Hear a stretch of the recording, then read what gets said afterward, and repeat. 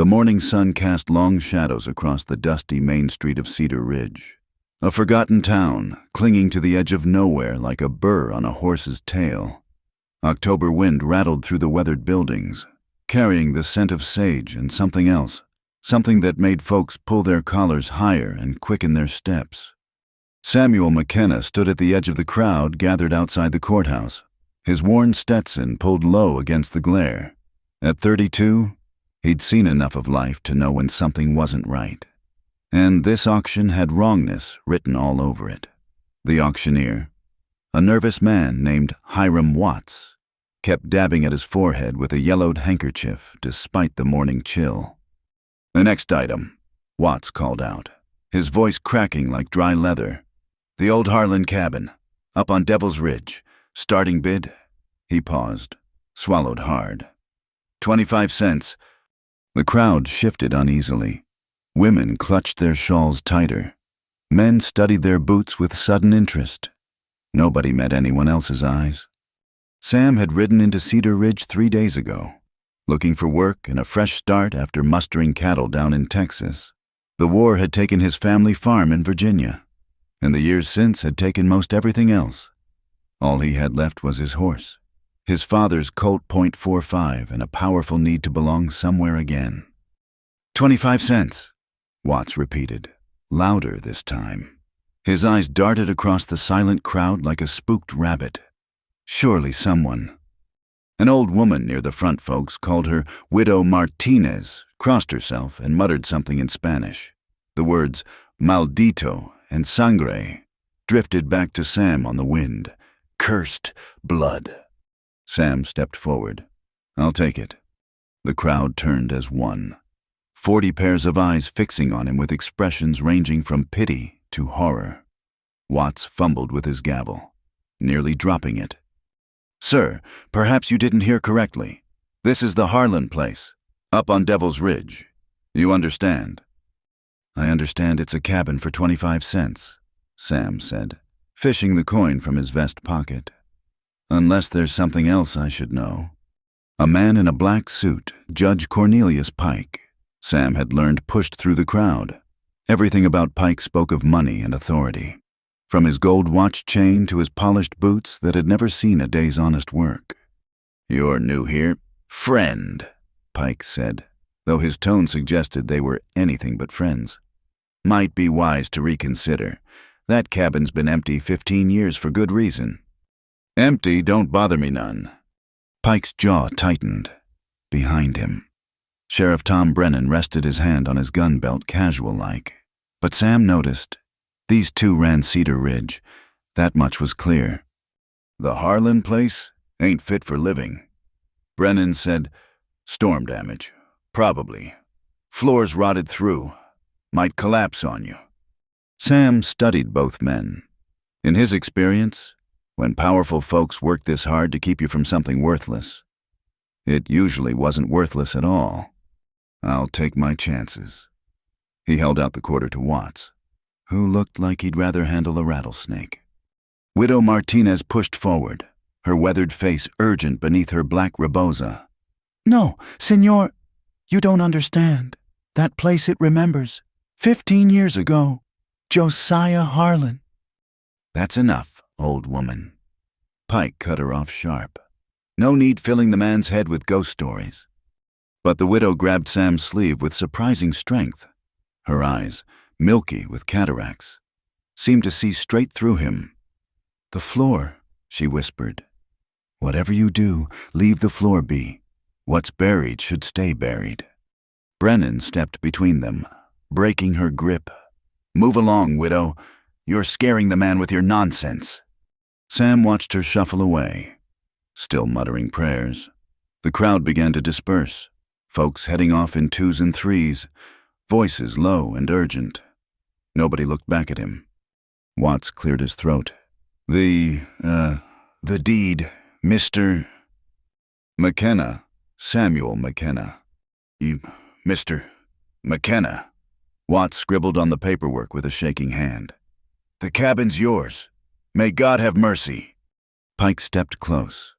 Close enough that Sam could smell the pomade in his hair and the whiskey on his breath despite the early hour. A word of advice, McKenna. Some folks come to Cedar Ridge looking for a new beginning. Others come looking for trouble. Be real careful which one you find. I'm just looking for a roof over my head. Judge! Pike's smile was thin as a razor. Then you should have picked a different roof. That cabin's got a history. Ugly history. Smart man would take whatever money he's got left and ride on out before he learns what kind. Good thing I never claimed to be smart. Sheriff Brennan laughed, but it was an ugly sound. No, I reckon you didn't. Tell you what, McKenna, I'm feeling generous. I'll give you $5 for that deed right now. 20 times what you paid. That's good business. Not interested. $10, Pike said quickly. Cash money. Sam tucked the deed inside his coat. Like I said, not interested. The two men exchanged a look that spoke volumes. Pike straightened his coat. Suit yourself, but don't come crying to us when you find out what you've bought. And McKenna, that cabin's been sealed up tight for 15 years, everything inside furniture, belongings. Whatever's under those floorboards, that all stays put. We've got ordinances about disturbing historical property. Since when is a murdered man's cabin historical property? Sam asked quietly. The silence that followed could have been cut with a knife. Pike's face went pale, then flushed red. Brennan's hand moved back to his gun. Who told you Harlan was murdered? Pike's voice was dangerously soft. Nobody, but a cabin standing empty 15 years. Folks crossing themselves when it's mentioned. And you two trying so hard to buy it back or scare me off. Sam shrugged. Don't take a scholar to figure that math. Brennan stepped forward, but Pike held him back with a gesture. You're right. McKenna, Josiah Harlan died 15 years ago. Killed himself, the fool. Guilt, most likely. Man was unstable. Made wild accusations about good people in this town. Nearly tore Cedar Ridge apart with his lies before he took the coward's way out. Funny how suicides always seem to benefit somebody, Sam observed. Pike's eyes went flat and dangerous. You'd do well to keep such observations to yourself. Cedar Ridge is a peaceful town. We aim to keep it that way. Man starts stirring up old troubles, asking questions about things better left buried. Well, accidents happen in rough country, especially up on Devil's Ridge. Treacherous place. Easy for a stranger to take a bad fall. The threat hung in the air like smoke. Sam touched the brim of his hat. I'll bear that in mind. Judge, Sheriff, good day to you both. He walked to where his horse waited, a sturdy bay gelding he'd named Traveler after Lee's famous mount. As he swung into the saddle, he noticed the entire remaining crowd watching from doorways and windows. Fear hung over Cedar Ridge like a burial shroud. At the general store, Sam gathered supplies, beans, coffee, bacon, flour, ammunition for his Colt and his Winchester rifle. The shopkeeper, a thin man named Elias Cord, barely spoke while filling the order. You'll be needing tools, Cord said finally, for repairs and such. Got any crowbars? Maybe a good hammer? Cord's hand stilled on the counter. What for? Loose floorboards. Old cabin like that probably needs work. No. The word came out sharp as a slap. Cord's face had gone pale. I mean, I'm fresh out. No tools for floor work. None at all. Sam studied him. That's so.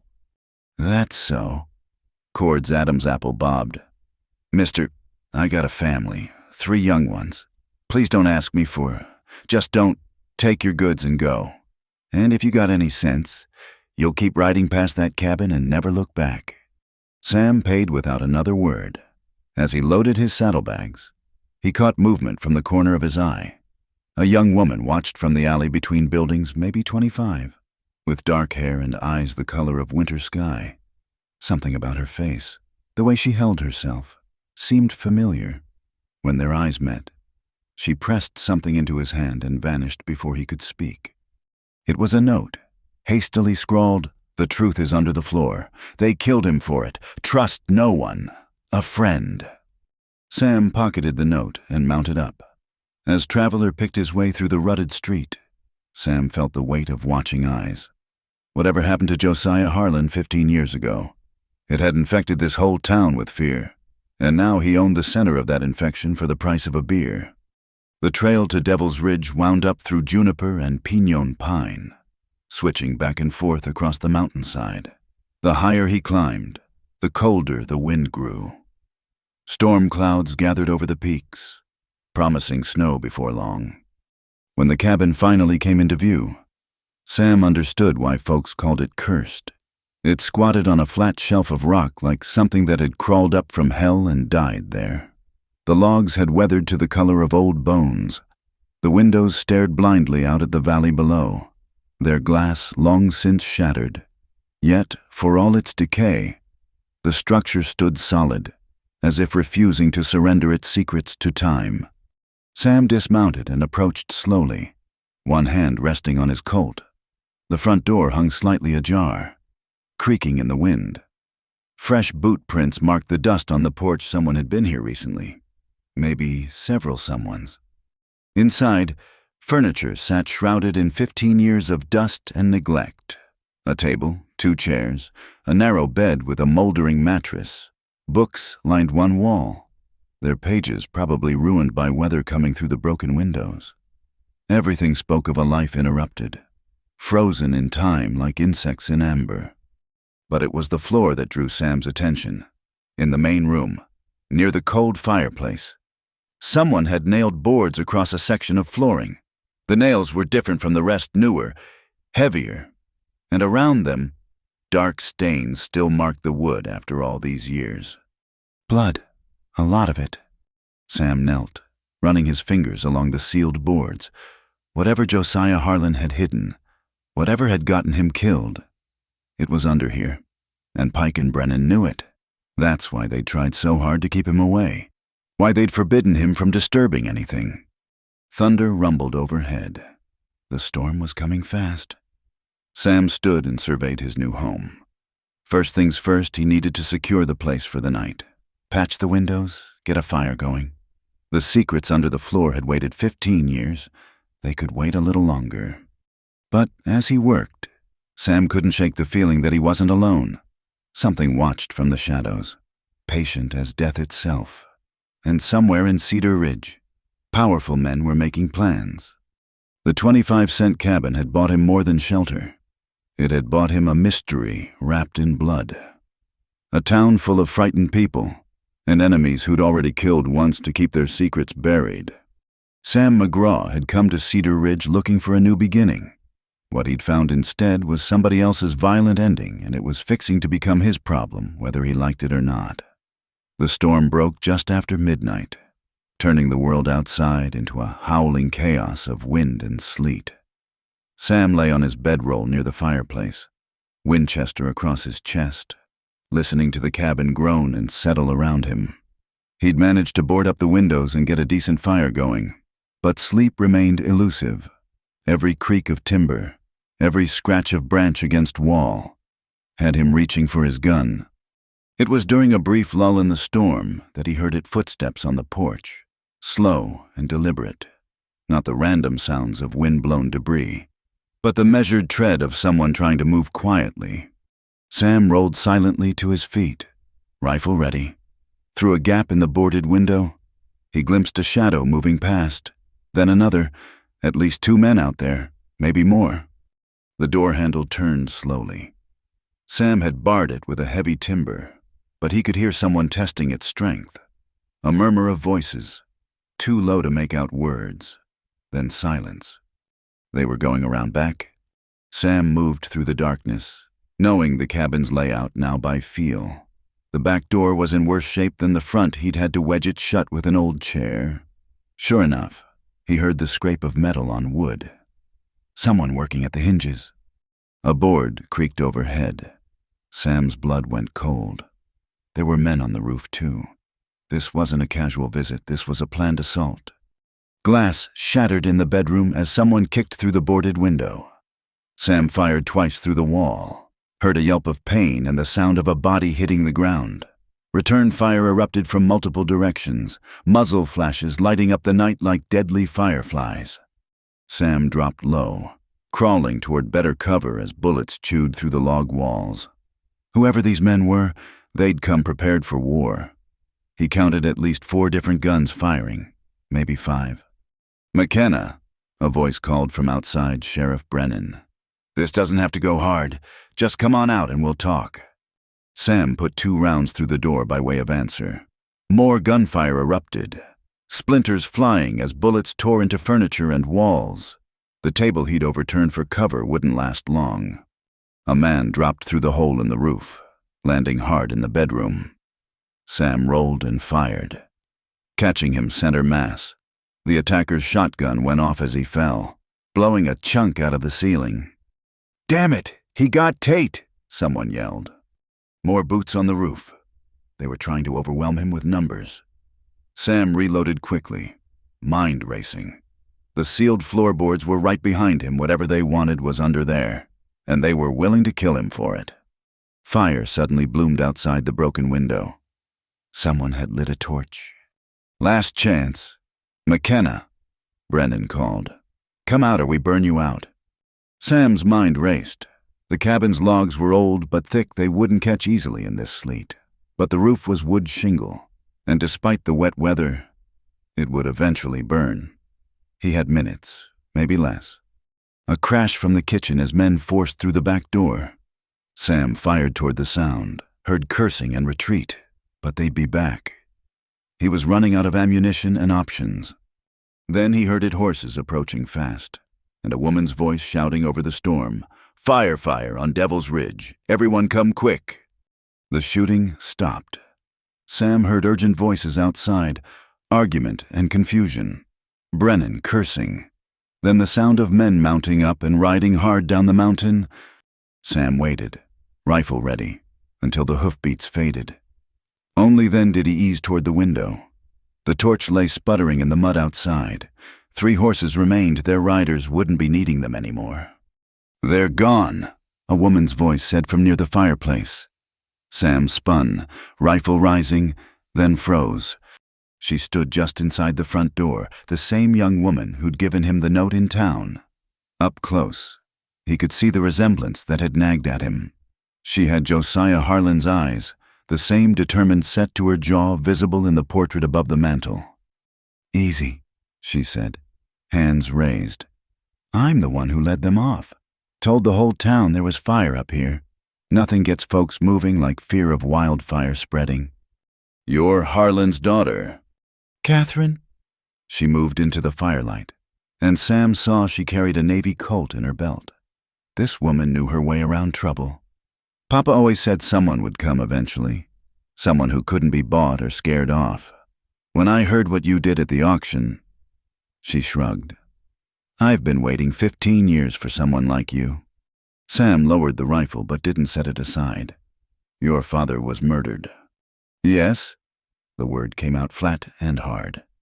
"Shot in the back while trying to protect evidence of the biggest land fraud in territorial history. Pike, Brennan, and their associates stole thousands of acres from homesteaders, forged deeds, had families driven off or killed. Papa was the territorial surveyor. He found out. And they killed him for it. They made it look like suicide, said he was crazy, unstable. But I was here that night, hiding in the root cellar. I saw them do it, saw them seal up the floor after they couldn't find Papa's evidence." Her eyes went hard as flint. "They didn't know he'd already hidden it, didn't know I knew where." Sam glanced at the sealed floorboards. "Under there." "Under there." Catherine moved closer, studying the boards. "Papa cut out a section of floor, made a hiding space, put everything inside original survey maps, forged documents, records of bribes and murders, names, dates, everything. Then he put the boards back perfect, like they'd never been touched. Was going to take it all to the federal marshal in Denver. But they got to him first. Pike had someone in the telegraph office. Papa's message never got through." Catherine's voice stayed steady, but Sam could see the old pain in her eyes. "They came that night, 5 men, tortured him. trying to make him tell where the evidence was. Papa never broke, so they shot him and tore the cabin apart looking. When they couldn't find anything, they sealed the floor with his blood still on it, thinking that would end it. Thunder crashed overhead, rattling the damaged cabin. Sam studied the young woman. "Why didn't you come forward?" "A 15-year-old girl against the most powerful men in the territory," Catherine laughed bitterly. "I tried. Nobody would listen. Those who did believe me ended up having accidents. So I disappeared. Let them think I'd run off or died. I've been living up in the hills, watching, waiting, coming back here when I could to make sure the evidence stayed safe." "That's who's been here. The footprints, the signs of someone around." She nodded. "I've been the ghost keeping other ghosts away. But when Pike put the cabin up for auction, I knew time was running out. They want to tear it down, build something new, make sure those documents never surface. When you bought it," she met his eyes, "you've got no reason to trust me. But that evidence can bring them all down, can get justice for Papa and all the others they've hurt." Sam set down his rifle and found a crowbar in the tools he'd bought from another town. "Then let's get to it." They worked together, prying up the nailed boards. The wood came away reluctantly, nails screaming against the effort. Beneath was exactly what Catherine had described, a section of flooring that looked identical to the rest, but came up as a single piece. The space below was lined with oilcloth to keep out moisture. Inside lay a leather satchel, heavy with documents. Sam lifted it out carefully, feeling the weight of 15 years of secrets. "We need to go," Catherine said urgently. "They'll figure out the fire was a false alarm. They'll be back." Sam was already moving, stuffing the satchel into his saddlebags. "Where?" "I know a place. Hidden Canyon about 5 miles north. We can hole up there. Figure out our next move." They worked quickly in the storm-lashed darkness. Sam saddling Traveler while Catherine caught one of the dead men's horses. The cabin stood behind them like a tombstone, its secrets finally surrendered. As they rode out, Sam looked back once. Lightning illuminated Devil's Ridge, showing the cabin stark against the sky. 15 years of blood and lies, and now the truth rode in his saddlebags. "They'll come after us hard," Catherine said, reading his thoughts. "Let them come." Sam checked his Colt, then urged Traveler forward into the storm. "Your father held out against 5 men to protect that evidence. Least I can do is see it through." They rode north through the howling darkness. 2 unlikely allies bound by circumstance and a shared need for justice. Behind them, Cedar Ridge slept uneasily, not yet knowing that its dark secrets were finally seeing the light. But Pike and Brennan would know soon enough, and when they did, Sam McKenna would find out just how much his 25-cent purchase was really going to cost him. Dawn found Sam and Catherine in the hidden canyon, their horses grazing on sparse grass while they studied the documents by the light of a small fire. The leather satchel had yielded a treasure trove of evidence survey maps showing the original property lines, forged deeds with telltale inconsistencies, and most damning of all, a detailed ledger in Josiah Harlan's careful hand documenting bribes, threats, and murders spanning 5 years. "Look at this," Catherine pointed to an entry. "The Garrett family. Papa noted they owned 2,000 acres of Prime Valley land. According to this, Pike had them burned out, then filed a claim saying the land was abandoned." Sam remembered seeing the Garrett name on a memorial stone in the Cedar Ridge Cemetery. Whole family. Parents and 3 children. Official story was a cooking fire got out of control. Catherine's jaw tightened. "But Papa has witness statements here. Says Brennan's deputies were seen riding away just before the flames started. They'd been going through the papers for hours, and each page revealed new horrors. The conspiracy went deeper than Sam had imagined. Not just Pike and Brennan, but the bank president, 2 territorial judges, even a federal land commissioner, all bought and paid for, all complicit in stealing land from honest settlers. "We need to get this to Denver," Sam said, Federal marshal's the only law that might stand against them. It's a week's ride, maybe more with winter coming on. Catherine looked exhausted in the pale morning light. She'd been living rough for years, Sam realized, keeping her father's secret. They'll have men watching every trail. Sam was about to respond when the sound of horses echoed off the canyon walls. He grabbed his rifle, motioning Catherine to cover. But instead of a posse, a single rider appeared Elias Cord from the general store, leading a pack mule. "Don't shoot," Cord called, hands raised. "Miss Catherine sent word you might need supplies." Catherine emerged from behind a boulder. "It's all right. Elias has been helping me these past years. One of the few in town who remembers what Cedar Ridge was like before Pike took over." Cord dismounted stiffly, his thin face grave. "They're turning the town upside down looking for you both. Pike's offered $1,000 for McKenna, dead or alive. Says he murdered 3 deputies. "Deputies who broke into my cabin shooting," Sam countered. "I know it. Most folks know it. But knowing and saying are 2 different things in Cedar Ridge." Cord unloaded the mule ammunition, food, medical supplies, and heavy coats against the coming winter. "There's more. Pike's called in favors, wired for professional trackers from Denver. Pinkertons. Maybe, or worse. They'll be here by tomorrow." "Then we leave tonight," Sam decided. "No." Catherine shook her head. "They'll expect us to run for Denver. Every pass will be watched. We need another way." Cord cleared his throat nervously. "There might be one. My nephew Frederick is a newspaperman in Helena. Been writing about corruption in the territories. If you could get the evidence to him, he'd publish it, make it public before Pike can bury it. Helena's 3 days north through the mountains." Catherine mused. "Harder route. They might not expect it." "There's something else," Cord continued, even more nervous now. "Not everyone in Pike's organization is happy with how things are. Deputy Marshal Jennings, Judge Pike's own nephew, he's been asking questions. His sister died in that Garrett fire. He was told it was an accident, but he's starting to wonder." Sam finished.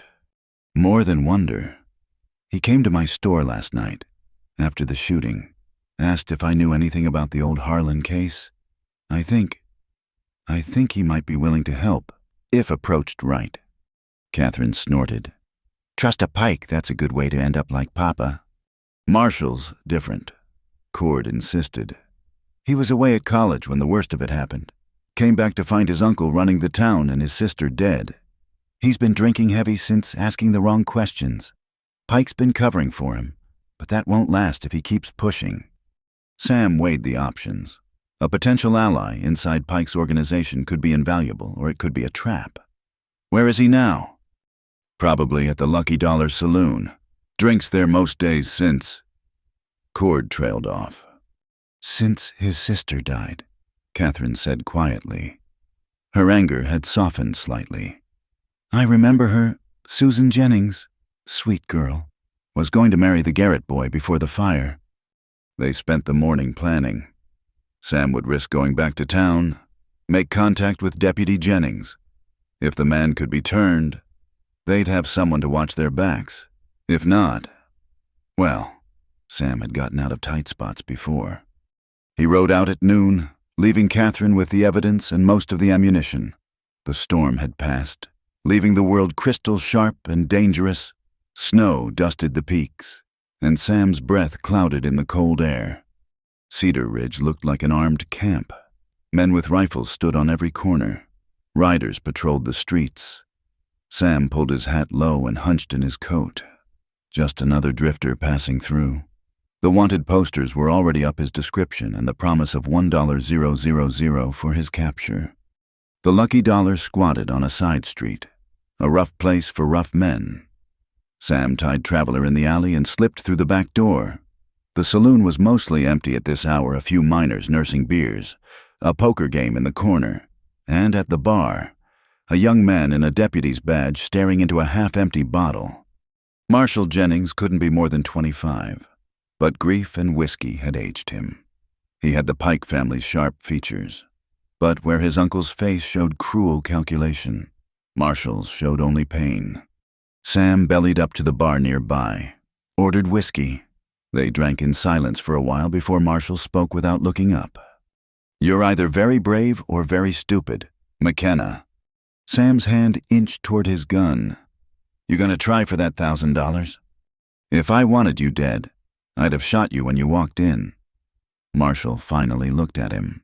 His eyes were red-rimmed but clear. "I want to know about the Harlan place, what you found under those floors." "Don't know what you're talking about." Marshall laughed bitterly. "My uncle had 3 men shot last night trying to kill you. He's got the whole territory mobilizing to hunt you down. That's not over nothing." He took another drink. "I know Harlan was murdered. Know my uncle was involved. What I don't know is why." Sam made a decision. Sometimes you had to trust your gut. "Your sister ever mentioned the Garrett family?" Marshall's knuckles went white around his glass. "Susan was going to marry Tom Garrett. Then came the fire. Uncle said it was an accident, but..." He shook his head. "Tom tried to tell me something before. Said his PA had been getting threats, pressure to sell their land cheap. I didn't listen. Told him Uncle Cornelius would never..." "Your uncle ordered that fire. Brennan's men set it. 5 people died, including your sister who was visiting that night." The words hung between them like a blade. Marshall's hand shook as he raised the glass, set it down without drinking. "You're lying. The proof's in Harlan's documents, dates, times, witness statements. Your sister died because she was in the wrong place when your uncle decided he wanted the Garrett land." Marshall was quiet for a long moment. Then he stood abruptly, threw money on the bar. "Come on." "Where?" "Somewhere we can talk without getting us both killed." He led Sam out the back, through alleys and side streets to a small house on the edge of town. Inside was sparse but clean, the home of a man who didn't spend much time there. "Show me," Marshall said simply. Sam hesitated. "The documents aren't here." "Then tell me. Everything." "And McKenna." Marshall's hand rested on his gun. "If you're lying, using my sister's memory to play me, I'll kill you myself." So Sam told him about the auction, the attack, meeting Catherine Harlan, about the evidence hidden beneath the blood-stained floor.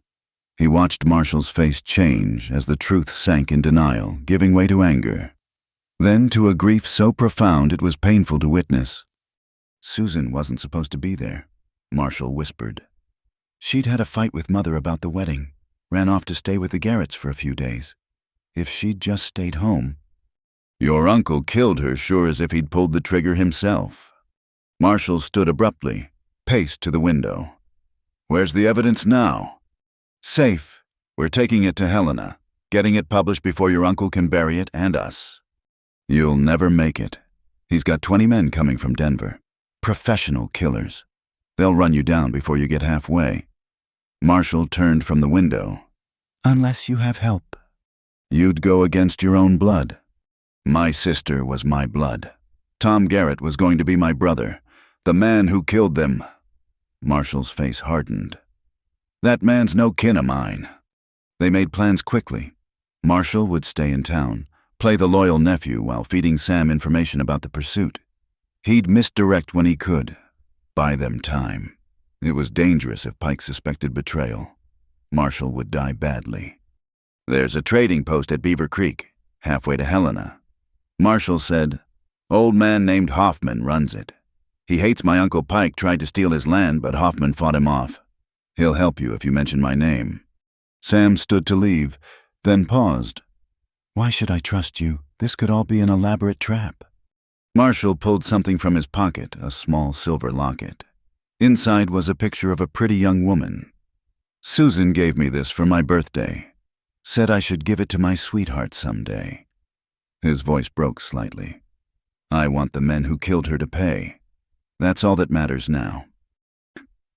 Sam took the measure of the man and decided, sometimes revenge and justice walk the same path. "We'll be at Hoffman's trading post tomorrow night.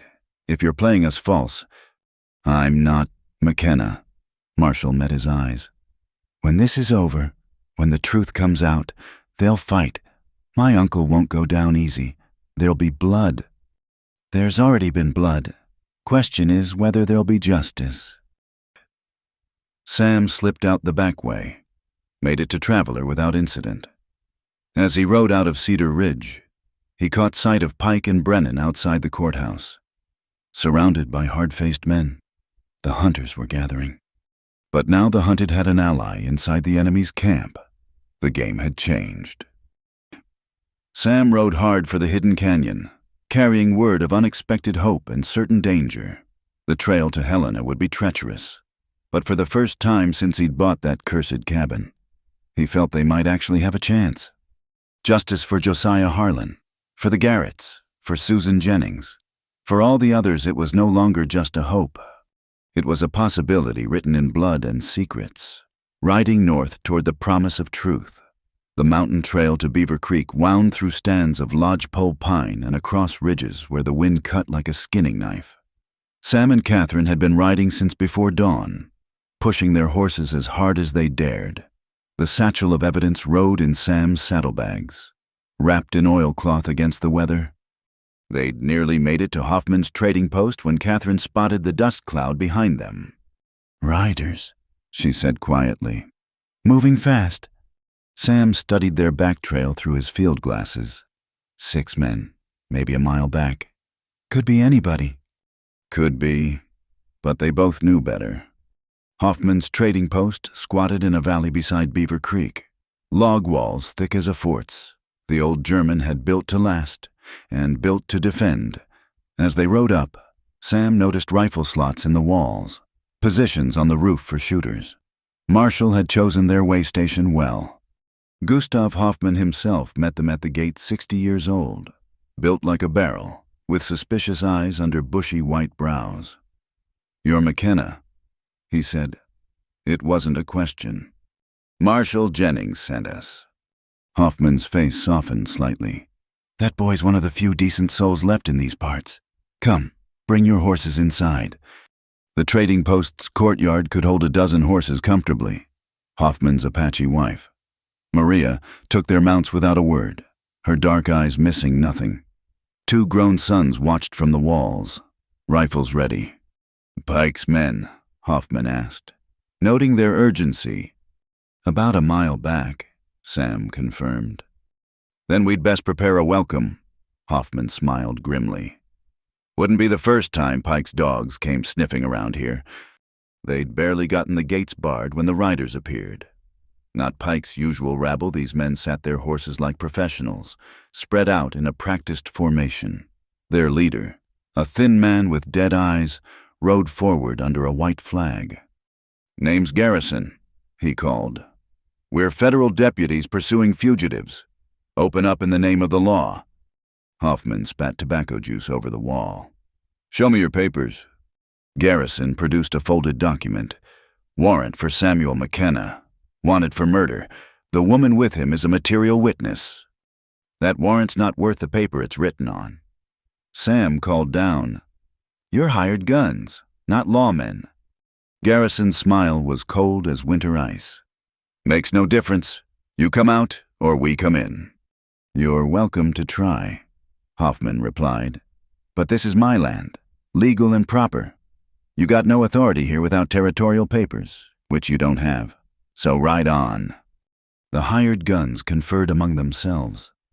Sam could see them counting defenders, measuring angles, professional killers doing professional calculations. 1 hour, Garrison finally called. "Then we're coming." They withdrew to the tree line, just out of rifle range. Sam watched them dismount. Check weapons, prepare for assault. 6 men weren't enough to take a fortified position, not without heavy casualties, which meant, "They're waiting for reinforcements," Catherine said, reading his thoughts. "The rest will be here by dark." Sam turned to Hoffman. "We've brought trouble to your door.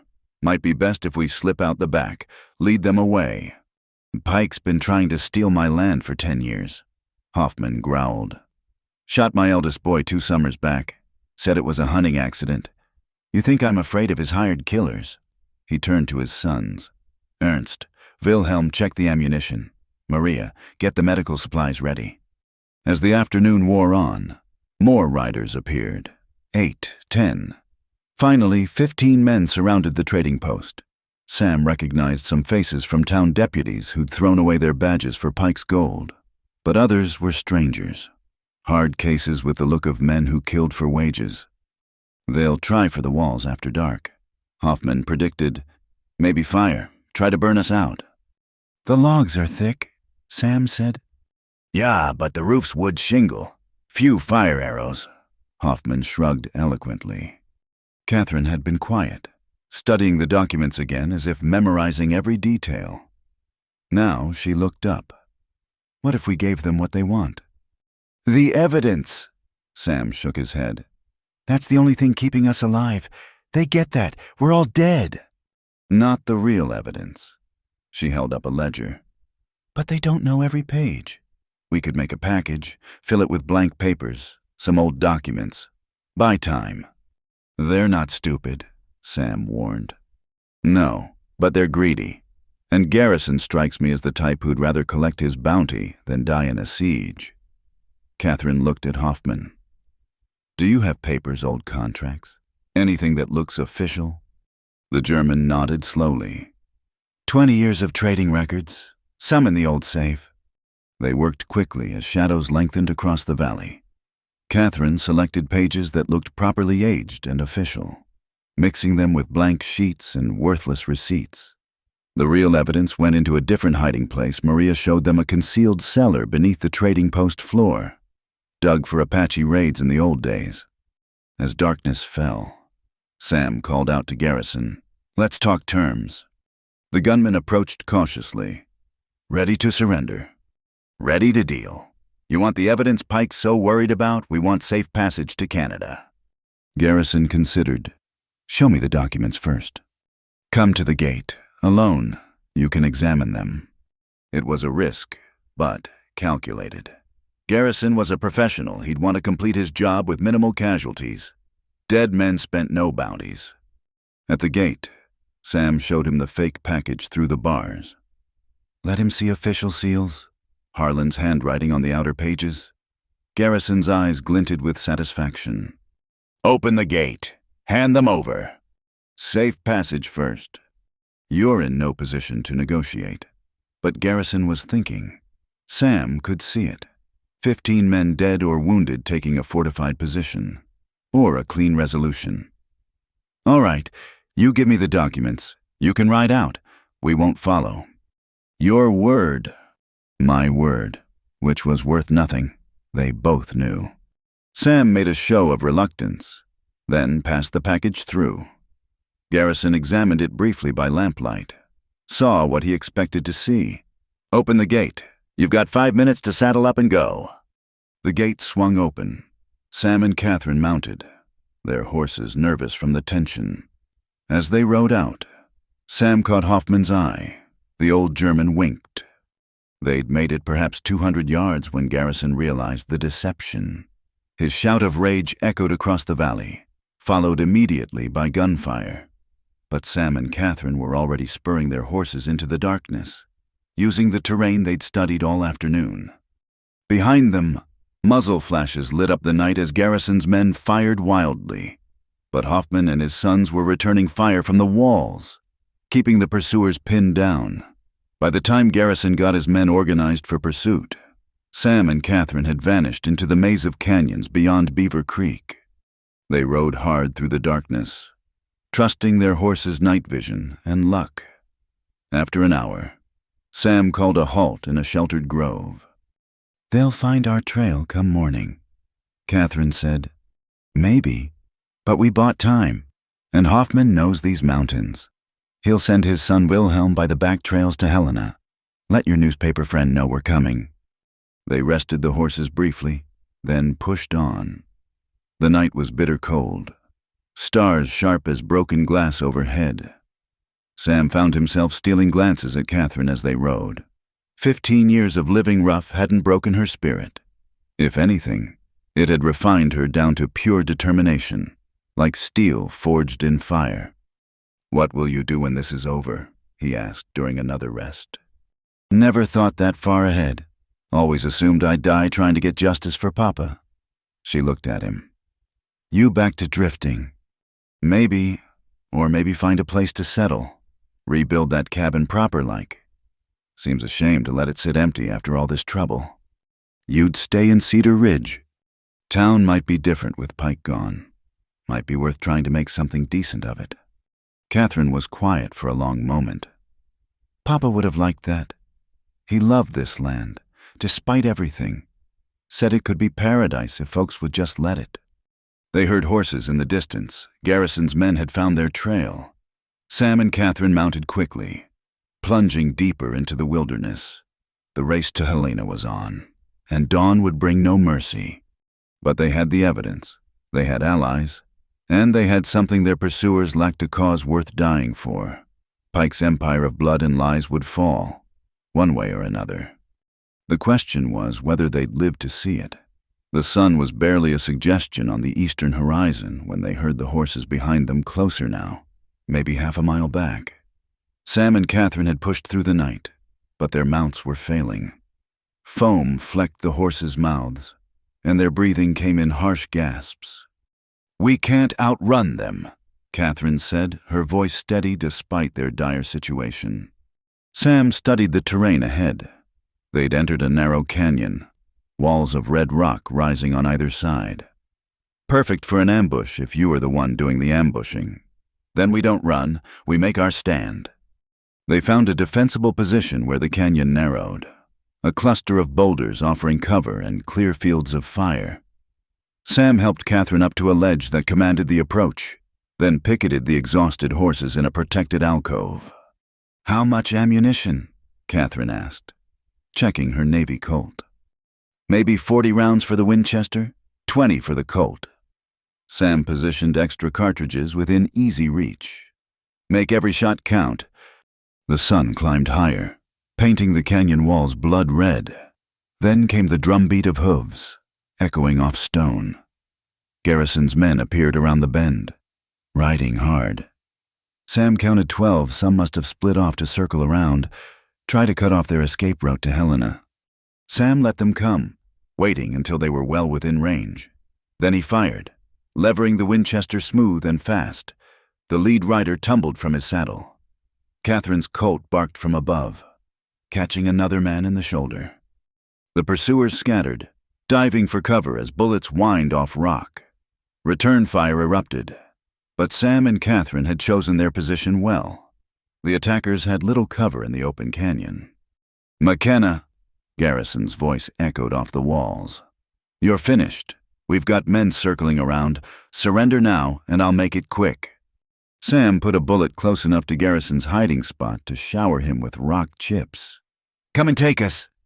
The firefight settled into a deadly pattern. Garrison's men would try to advance. Sam and Catherine would drive them back. But ammunition was running low, and Sam could see men moving high on the canyon walls, trying to flank their position. Then, unexpectedly, shooting erupted from behind Garrison's position. New riders poured into the canyon, and leading them was Marshal Jennings, his deputy's star catching the morning light. Federal marshals, Marshal shouted. Throw down your weapons! Chaos erupted. Some of Garrison's hired guns immediately surrendered. Others, knowing they were wanted men, tried to fight. The canyon became a battlefield. Gun smoke thick in the air. Sam saw Garrison break from cover, trying to escape deeper into the canyon. Without thinking, Sam left his position. Pursuing on foot, he couldn't let the man escape. Garrison knew too much, could rally Pike's remaining forces. They exchanged shots as they ran, bullets sparking off canyon walls. Garrison ducked behind a rock formation, and Sam heard him reloading. Sam circled wide, trying to flank him, when Catherine's scream cut through the air. Sam spun to see Catherine struggling with a man who'd climbed down from above one of Garrison's flankers.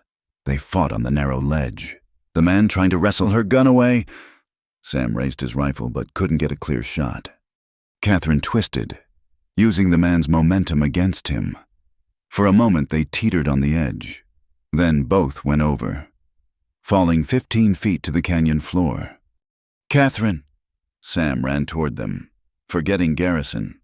Catherine lay still, blood seeping from a gash on her head. The attacker was moving, reaching for a knife. Sam's Colt spoke twice. The man jerked and lay still. "Well, well," Garrison's voice came from behind. Sam turned slowly to find himself looking down the barrel of Garrison's rifle. "Touching scene. Too bad it has to end." The shot was impossibly loud in the narrow canyon. Sam flinched, waiting for the impact, but it was Garrison who staggered, looking down in surprise at the spreading red stain on his chest. Behind him, Marshal Jennings lowered his smoking pistol. "That's for my sister, you son of a bitch," Marshal said quietly. Garrison fell to his knees, then forward, his blood soaking into the sandy canyon floor. The gunfire was dying away as the last of the hired killers surrendered or fell. Sam knelt beside Catherine, relief flooding through him as she stirred, eyes fluttering open. "Did we win?" she asked weakly. "Marshal came through. Federal marshals. Just like he promised." Sam helped her sit up, tore a strip from his shirt to bandage her head wound. "It's over." But Marshal was shaking his head as he approached. "Not over. This was just Garrison's bunch. My uncle still has men in Cedar Ridge, and he knows you're heading for Helena. He'll try to intercept you before you can publish that evidence." "Then we keep going," Catherine said, trying to stand. She swayed, and Sam caught her. "You're in no shape to ride," Marshal said, "but there might be another way." He turned to one of the federal marshals, a grizzled veteran named Hayes. "Tom, how fast can you get to Helena?" "Day and a half, riding hard." "Take the evidence, all of it. Get it to Frederick Cord at the Helena Independent. Tell him to publish everything. Immediately." Sam hesitated. Trusting the evidence to someone else went against every instinct. But Catherine squeezed his arm. "Marshal's right. I can't ride, and they'll be watching for us. A federal marshal traveling alone can move faster." Sam reluctantly handed over the satchel to Marshal Hayes. 15 years of secrets, countless lives destroyed. Justice for the dead it all rode in that worn leather bag. "Guard it with your life," Sam said. Hayes nodded grimly. "Count on it. What about you, folks?" "We'll ford up here until Catherine can travel," Marshal said. "I'll send word to town that Garrison's dead, his men captured or killed. Might make my uncle think twice about sending more killers." As Hayes rode out with 2 other marshals as escort, Sam watched the satchel disappear around the bend. Everything they'd fought for, bled for, was now in someone else's hands. "You did the right thing," Catherine said softly. "Hope so." Sam helped her to a more comfortable spot in the shade. Around them, Marshall's men were securing prisoners, treating wounded, collecting weapons. The canyon that had nearly been their grave was now their sanctuary. Marshall approached, his face grim. "Found something on Garrison you should see." He handed Sam a telegram, stained with blood. It was from Pike. "Stop them at all costs. If evidence reaches Helena, we all hang. We'll meet you at Benton's Ferry with remaining men." "Benton's Ferry," Catherine said. "That's on the Helena Road. If your uncle's there with men." "Hayes is riding into an ambush." Sam finished. He looked at Marshall. "How many men can you spare?" "4, maybe 5. The rest need to guard prisoners." "It'll have to do." Sam checked his weapons, his exhaustion forgotten. "We ride in 10 minutes. "You're not leaving me behind," Catherine said, struggling to her feet. "You can barely stand." "I've waited 15 years for justice. I'm seeing this through." The fire in her eyes brooked no argument. Marshall found her a fresher horse, helped her mount. "My uncle won't go down easy. He knows it's the gallows if that evidence sees light. He'll fight like a cornered wolf." "Then we'd better make sure we're the better wolves," Sam said, swinging into his saddle. They rode out of the canyon in the noon sun. Sam, Catherine, Marshall, and 4 federal marshals, 7 riders against however many men Pike could muster. The odds weren't good, but they'd come too far to fail now. The race to Benton's Ferry was on, and with it, the last hope of bringing justice to Cedar Ridge. The trail to Benton's Ferry wound through broken country, sage-covered hills giving way to pine forests, then opening into valleys where the wind howled like a living thing.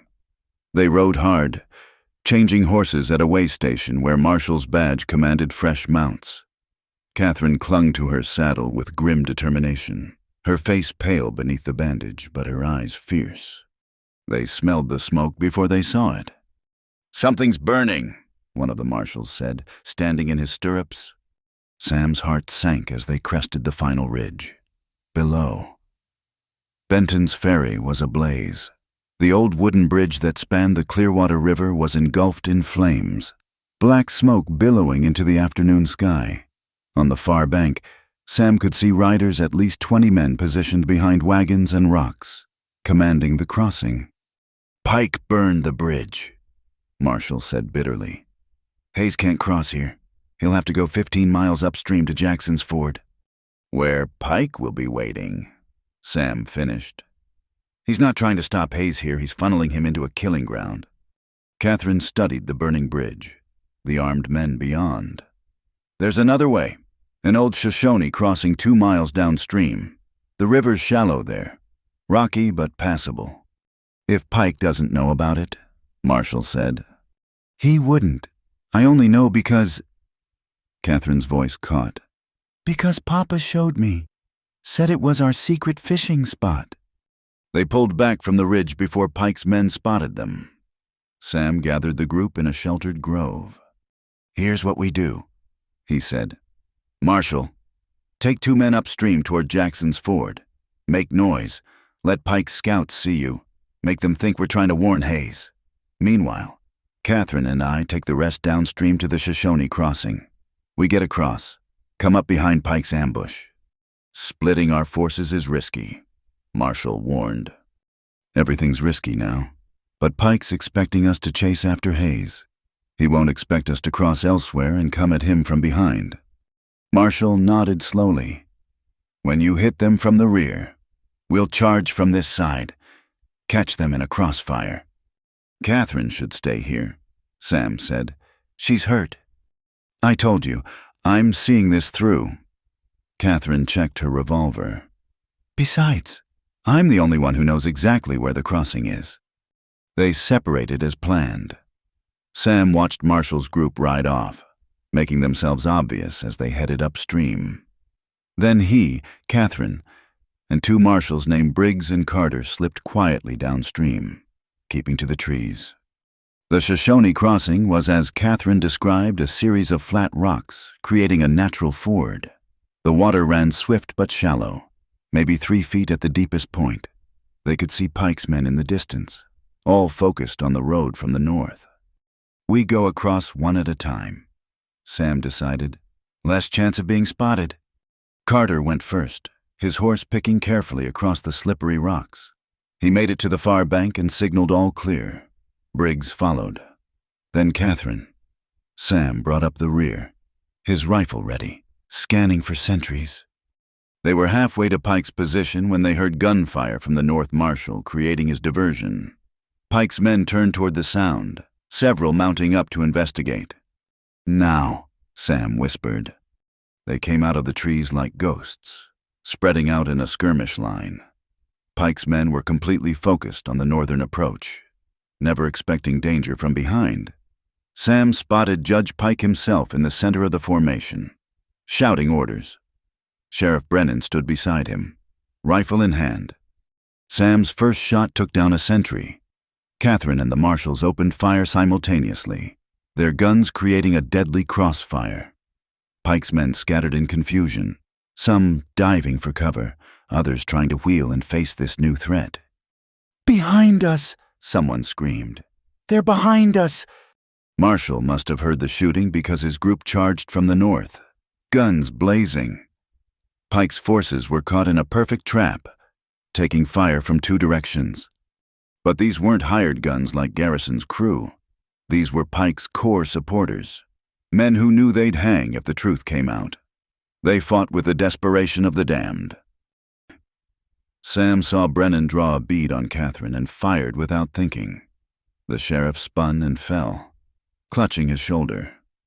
Pike himself produced a shotgun, blasting away at anything that moved. The battle raged for minutes that felt like hours. Men fell on both sides. Sam's rifle ran dry and he switched to his Colt, picking targets carefully. He saw Carter go down, shot through the chest. Briggs took a bullet in the leg but kept fighting.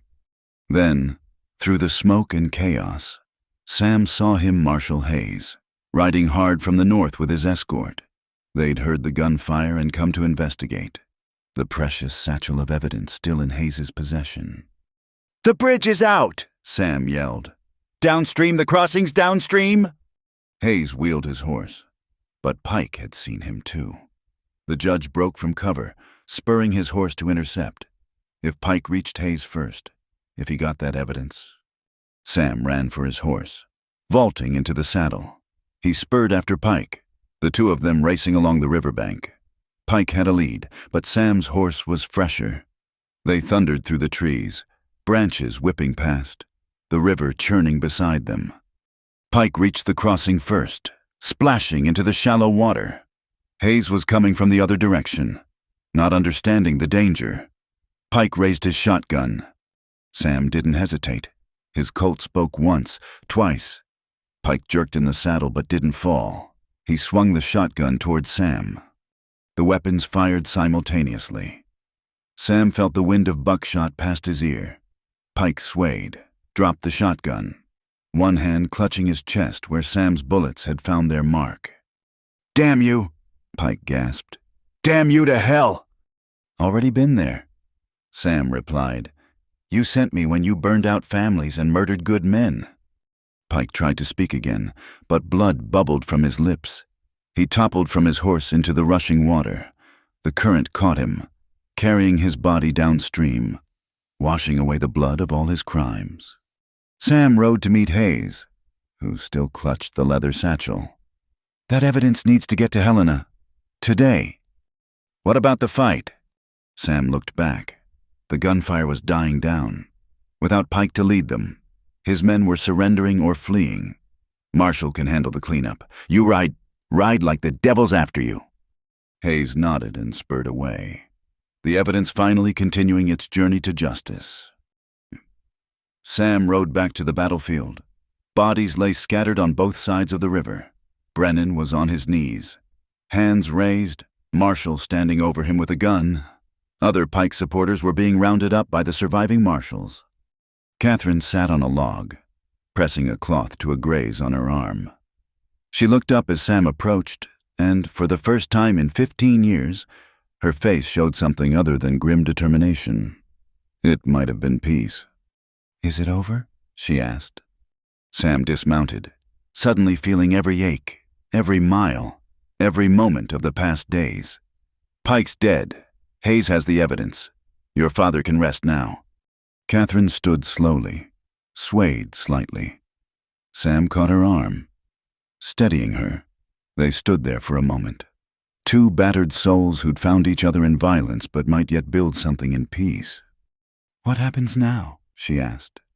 "Now," Sam looked around at the aftermath of battle, then back at her. "Now we go to Helena. Watch Frederick Cord publish the truth. Then—" He paused, uncertain. "Then we go home." Catherine finished. "Back to Cedar Ridge. Someone needs to rebuild what Pike destroyed." "Together." She met his eyes, and for the first time since he'd met her, she smiled. It transformed her face, showing the woman she might have been without 15 years of hiding and hate. "Together," she agreed. Marshall approached, Brennan in shackles behind him. "We've got 8 prisoners, including the former sheriff here. The rest are dead or scattered." He looked at his uncle's body being pulled from the river. "It's finished." "No," Sam said. "It's just beginning. The truth comes out now. The healing starts. Your sister and all the others, they'll have justice." Marshall nodded, his young face aged by grief and resolution. "I'll see to the prisoners. You two get to Helena. Make sure that newspaperman does his job." As Sam helped Catherine mount up for the final ride to Helena, he thought about the cabin on Devil's Ridge. It had started with a 25-cent purchase and a floor that wouldn't give up its secrets. It had cost blood and lives. But sometimes that was the price of justice in a hard land. The sun was setting as they rode out, painting the sky the color of redemption. Behind them lay the dead. Ahead lay the difficult work of building something better from the ashes of Pike's empire. But they'd face it together, a former drifter and a woman who'd lived as a ghost, both finally free to become something more. The Helena courthouse stood like a fortress of justice against the Montana sky, its stone steps worn smooth by years of people seeking truth. Sam and Catherine climbed those steps slowly, both exhausted from their journey but determined to see this through. Marshal Hayes had delivered the evidence to Frederick Court at the newspaper, but the territorial prosecutor wanted to hear their testimony directly. Inside, the courtroom was packed. Word had spread quickly the corruption that had plagued the Southern Territories for 15 years was finally being exposed. Ranchers who'd lost land, families of those who'd died, merchants who'd been extorted, they all came to witness justice being served. Prosecutor William Thornton was a thin man with sharp eyes and a reputation for tenacity. He'd reviewed Josiah Harlan's documents through the night, and his face showed the gravity of what he'd discovered. "Miss Harlan," he began when Catherine took the witness stand, "please tell the court about the night your father died." Catherine's voice was steady as she recounted that terrible night 15 years ago. The courtroom sat in hushed silence as she described hiding in the root cellar, watching through the cracks as 5 men tortured her father for the location of the evidence. "He never told them," she said, even at the end, he died protecting the truth." "Can you identify any of the men who were there that night?" Catherine pointed to the defendant's table, where Sheriff Brennan sat in shackles alongside 6 other surviving members of Pike's organization. "Tom Brennan was there. He held my father while Judge Pike questioned him." Brennan's face went pale. His lawyer objected, but Thornton produced corroborating evidence from Harlan's documents dates, times, witness statements that backed up Catherine's testimony. Sam testified next, describing the auction, the attack on the cabin, finding the evidence beneath the blood-stained floor. He spoke of Marshal Jennings's help, of the running battle that had cost so many lives. The defendants claimed they were protecting the town from a dangerous madman. Thornton said, "What's your response?" "Josiah Harlan was no madman." Sam replied firmly. He was a surveyor who discovered massive land fraud. The only danger he posed was to the criminals who were stealing from honest settlers. The trial continued for 3 days. Witness after witness came forward, people who'd been too frightened to speak while Pike lived now told their stories. The widow Martinez testified about the Garrett family, burned out of their home. Elias Cord spoke of the threats, the extortion, the climate of fear that had gripped Cedar Ridge. But it was the documents themselves that sealed the defendant's fate. Thornton methodically presented each piece of evidence: forged deeds, records of bribes, correspondence between Pike and his conspirators planning murders and land thefts. The scope of the conspiracy was staggering. Over 15 years, they'd stolen nearly 50,000 acres, driven off or killed dozens of families. On the morning of the 4th day, Marshal Jennings took the stand. The courtroom stirred. A nephew testifying against his uncle's memory was unusual, even in a case this dramatic. "My sister Susan died in the Garrett fire," Marshall said quietly. "I was told it was an accident. I believed that for 15 years, but these documents show the truth. My uncle ordered that fire to steal their land. My sister died because she was visiting friends my uncle wanted dead." His testimony was devastating. He'd found additional evidence in Pike's private papers after the judge's death, including a journal where Pike had recorded his crimes with the meticulousness of a banker keeping accounts.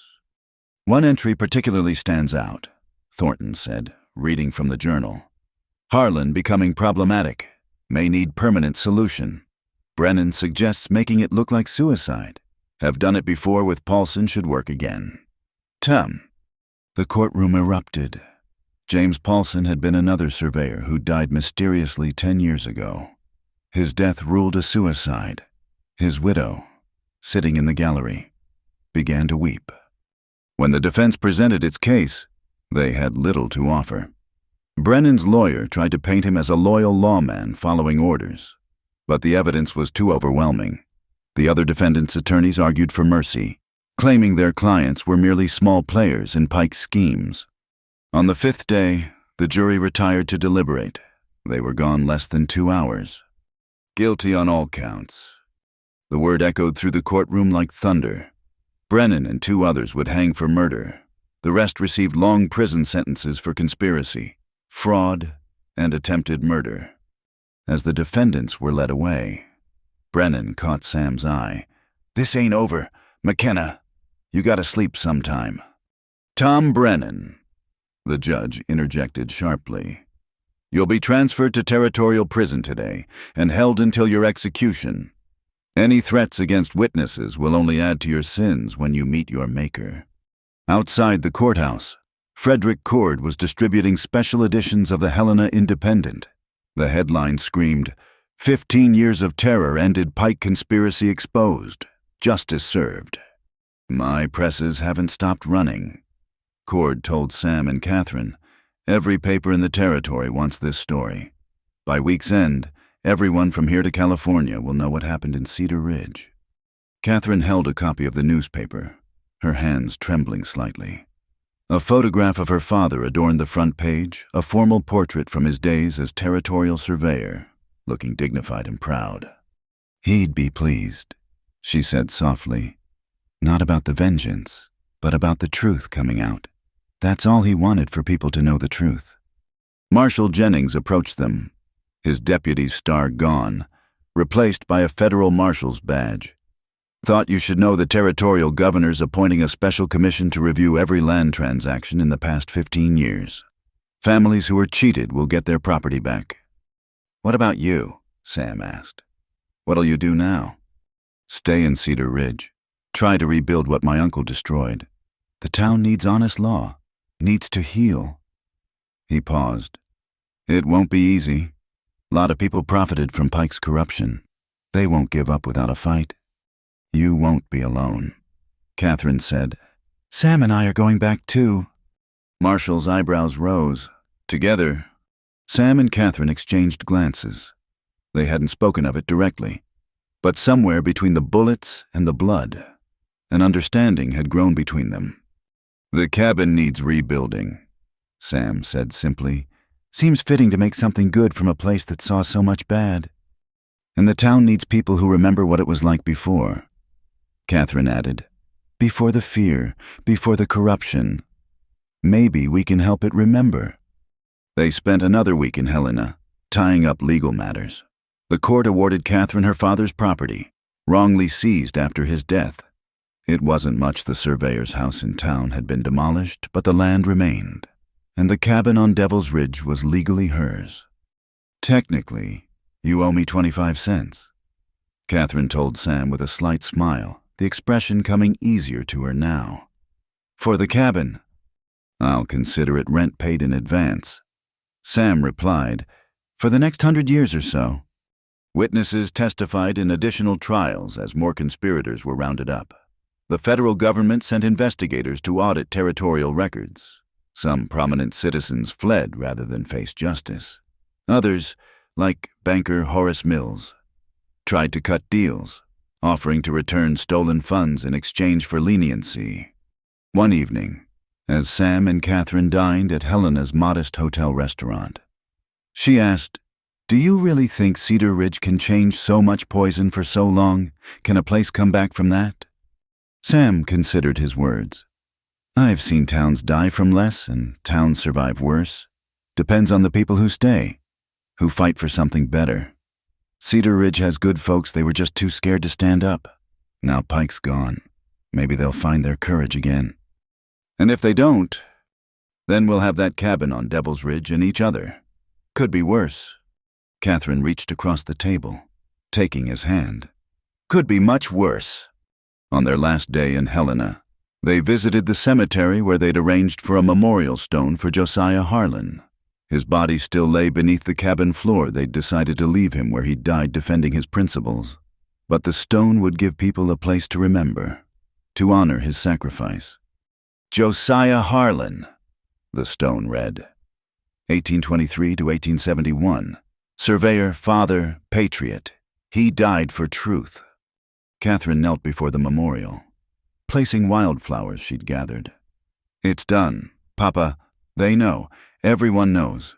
You can rest now. Sam stood beside her, hat in hand, feeling the weight of all that had passed. From a 25-cent cabin to a territorial scandal. From a drifter looking for shelter to a man who'd found purpose and perhaps love. As they walked back through Helena's busy streets, preparing for the journey home, Sam noticed people reading newspapers, discussing the trials, arguing about land rights and justice. The Pike conspiracy had done more than steal land. It had poisoned faith in law and government. Rebuilding that faith would take time. Ready? Sam asked as they approached the livery stable where their horses waited. Catherine adjusted her hat, a new one, bought to replace the one lost in their flight. I've been ready for 15 years. Just didn't know it. They mounted up and rode out of Helena as the sun climbed toward noon. Behind them lay justice served, truth revealed. Old ghosts laid to rest. Ahead lay Cedar Ridge and the hard work of building something new from the ashes of corruption. The 25-cent cabin waited on Devil's Ridge. No longer a tomb of secrets, but a foundation for the future. And if the past had taught them anything, it was that some things were worth fighting for, worth bleeding for, worth living for. The trail home stretched out before them, and they rode it together. The morning they returned to Cedar Ridge. A light snow dusted the mountains like flour on a baker's table. Sam and Catherine rode down Main Street to find a town transformed, where fear had once kept people behind closed doors. Now folks stood in small groups, talking openly. Where Pike's men had once swaggered with impunity, now Marshal Jennings' new deputies, honest men recruited from neighboring towns, walked their rounds. At the general store, Elias Cord rushed out to greet them. Miss Catherine Mr. McKenna. Thank God you're safe. We heard about the trials, about everything. How's the town taking it? Sam asked, dismounting, like waking from a nightmare. Cord replied, some of Pike's supporters lit out for California. Others are trying to make amends. The widow Martinez has been holding prayer meetings for the families of those who died. Says it's time for healing. They spent the morning in town, witnessing the changes. The bank had new management. Federal auditors had discovered Mills had fled with what he could carry, leaving behind records of every forced foreclosure. Families were already filing to reclaim their properties. We're heading up to the cabin, Catherine told Marshal Jennings when they met him outside his office. Time to start rebuilding. Marshal nodded. I've had men watching the place, kept out looters and curiosity seekers. It's yours whenever you're ready. He paused. There's something else. The town council met last night. They want to put up a monument to your father and the others who died standing up to Pike. Seems fitting. Catherine's eyes misted. Papa would have been embarrassed by the attention, but yes, it's fitting. The ride up to Devil's Ridge felt different this time. The trail that had seemed so ominous just weeks ago now appeared merely rugged, beautiful in its harsh way. When the cabin came into view, Sam saw it with new eyes, not as a crime scene, but as a home waiting to be reborn. They dismounted in the yard where violence had erupted that night. The broken windows and bullet holes remained, but someone Marshall's men probably had cleared away the debris and covered the damaged roof with canvas. Inside, the floor still showed where they'd pried up the boards to retrieve the evidence. The bloodstains remained, dark reminders of Josiah Harlan's sacrifice. We'll replace these boards, Sam said, but maybe we leave one section, frame it, put glass over it, so people remember what happened here. Catherine nodded slowly, a reminder that the truth can't be buried forever. They spent the day assessing what needed to be done. The structure was sound. Harlan had built well. It would need new windows, patching of bullet holes, a proper roof. The furniture was mostly ruined, but the stone fireplace stood strong. As afternoon faded, they built a fire and sat before it, sharing a simple meal of bread and dried beef from their saddlebags. The flames danced, casting shadows on the walls, but they were just shadows, now no longer haunted by secrets. "I need to tell you something," Catherine said quietly. "About those 15 years I was gone." Sam waited, sensing this was important. "I wasn't just hiding. I was broken. For a long time. I lived with the Shoshone for 3 years. They helped me heal, taught me to survive. Then I worked on ranches, always moving, always watching over my shoulder. I became someone hard, someone focused only on revenge." "You survived," Sam said. "That took strength." "But I lost myself, forgot how to trust, how to hope for anything beyond justice for Papa." She looked at him. "Then you bought this cabin for 25 cents, and everything changed. You could have taken Pike's money, could have ridden away, but you stayed." "Couldn't leave," Sam admitted. "Soon as I saw how scared everyone was, how much they wanted to keep me away, I knew something needed doing. Then I met you, learned the truth. After that, leaving wasn't an option." They sat in comfortable silence, the fire crackling between them. Finally, Catherine spoke again. "What made you the way you are, a drifter who can't walk away from a fight for justice?" Sam stared into the flames, memories stirring. "Lost my family farm in Virginia after the war. Parents died of fever soon after. Spent years angry, fighting anyone who looked at me wrong. Nearly killed a man in Texas over cards he was cheating. But that didn't justify what I did to him." He paused, gathering his thoughts. "Judge down there gave me a choice: prison or leave Texas forever. I chose to leave. Been drifting ever since, trying to find somewhere I belonged, somewhere I could build instead of destroy. And you think that place might be here?" "I know it is." Sam met her eyes. "Question is whether you're staying too. This is your father's place, your land. I've got no claim except what we've been through together." Catherine stood, moved to the window where moonlight spilled across the snow. "When I was young, Papa used to say this land could be paradise if people would just let it. Pike poisoned that dream, but he's gone now. Maybe we can make Papa's vision real." She turned back to Sam. "I'm staying, and I'm hoping you'll stay with me. Not as a hired hand or a guardian, but as more." Sam rose, crossed to her. "Catherine Harlan, are you proposing to me?" "Despite everything." She laughed, a sound like spring water after drought. "I suppose I am, though you still owe me for that 25-cent cabin. How about we call it even? You get a partner to help rebuild. I get a place to finally stop drifting. And maybe," Catherine said softly, "we both get something we didn't know we were looking for." Sam pulled her close, and they stood together in the moonlight.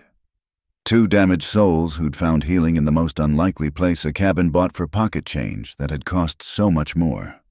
Over the following months, they rebuilt the cabin together.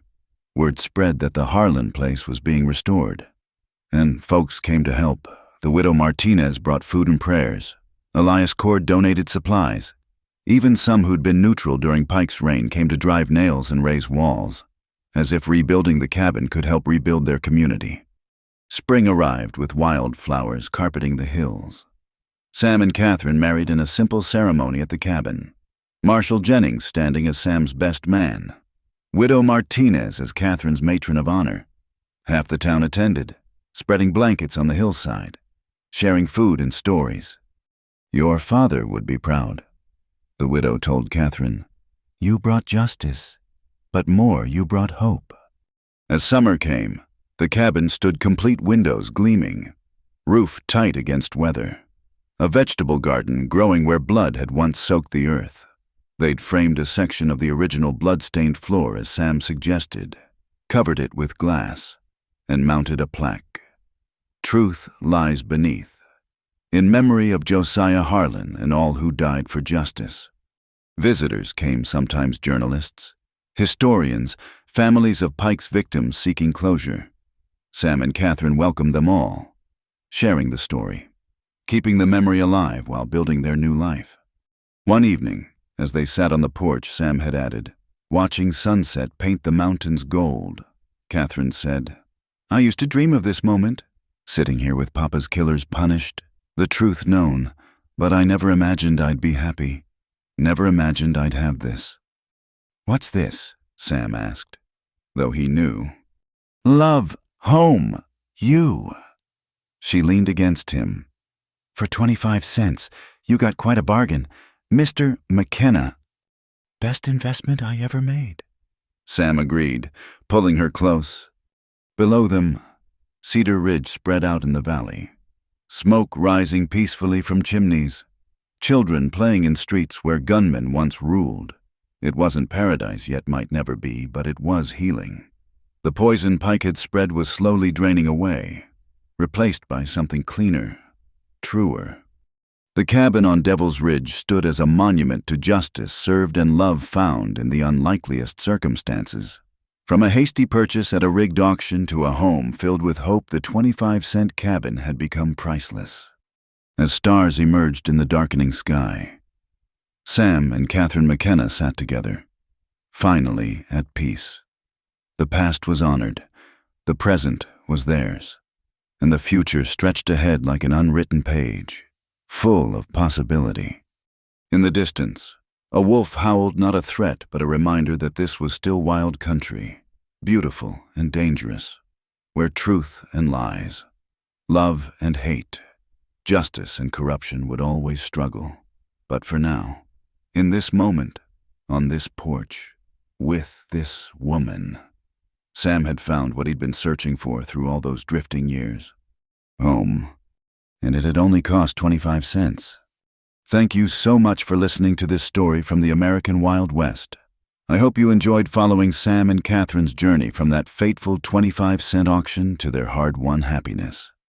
Where are you listening to this story from? Please leave a comment below and let's connect. Don't forget to subscribe to From Wild West channel and share your thoughts about this tale of justice, love, and redemption in the untamed frontier. Your support means everything, and I'd love to hear what touched your heart in this story.